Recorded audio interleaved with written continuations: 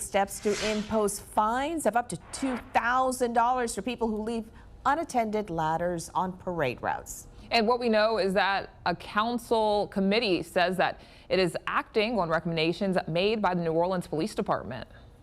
If somebody identifies that as being their scaffolding or whatever the case may be, that may be in violation, we'll identify that individual, write them a summons, and then at that point, if they don't disbark, then it'll increase to escalate to whatever it may be at the next level.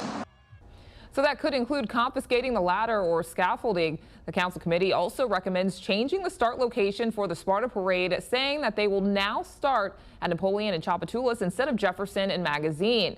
The council also passed a rule which says that no carnival throw can weigh more than 3.5 pounds. So these proposed changes now go to the full council for approval.